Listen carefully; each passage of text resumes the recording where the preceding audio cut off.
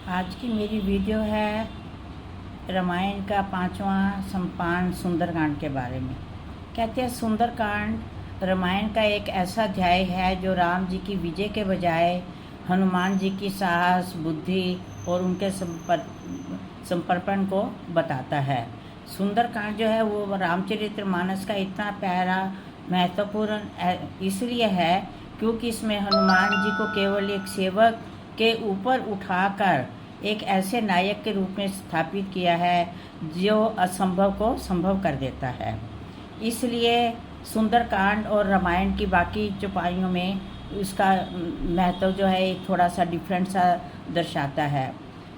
रामायण के कई हिस्सों में हनुमान जी के बारे में बताया गया है, उनको एक आज्ञाकारी और सेवक के रूप में बताया गया है, जिससे उसके सुंदरकांड में उनका रोल अद्वितीय हो जाता है।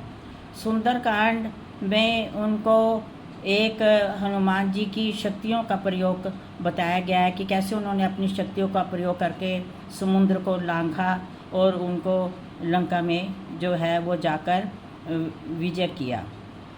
उनकी चतुराई का भी एक विशेष महत्व आता है, जिससे उन्होंने सुरसा की परीक्षा और लंकनी के वध का निर्माण किया है और विभीषण जी की बुद्धि का और उसकी कूटनीति का भी परिचय उन्होंने बताया है, कैसे विभीषण के साथ उनका आपस में परिचय हुआ।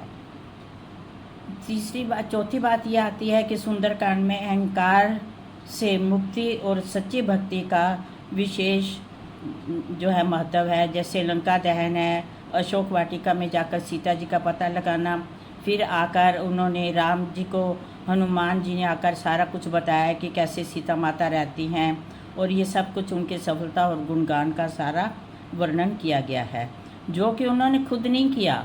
जामवंत ने उनके बारे में बताया, उन्होंने अपने बारे में खुद अपनी प्रशंसा नहीं की।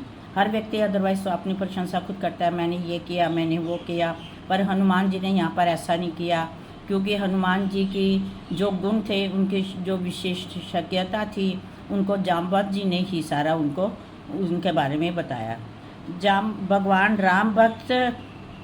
राम भगवान जो थे उनके अटूट भक्त थे, परंतु उन्होंने फिर भी अपने आप को ऐसा अहंकार में नहीं सोचा कि मैं राम जी के भक्त हूँ। राम जी ने कभी किसी को अपने हृदय से नहीं लगाया, एक भरत जी के सिवाय, परंतु हनुमान जी को उन्होंने अपने गले से लगा लिया। रामायण का ये एक महाकाव्य है जो एक सुंदरकांड को लाइफ मूवमेंट, जीवन प्रबंध की प्रेरणा के ग्रंथ में लेता है।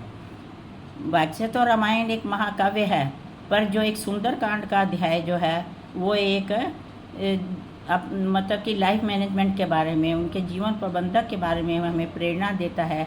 ये एक ग्रंथ का काम है जो हमें सिखलाता है कि सफलता को मिलते हुए भी हमें मौन रहना चाहिए, अपने आप में गर्व महसूस नहीं करना चाहिए।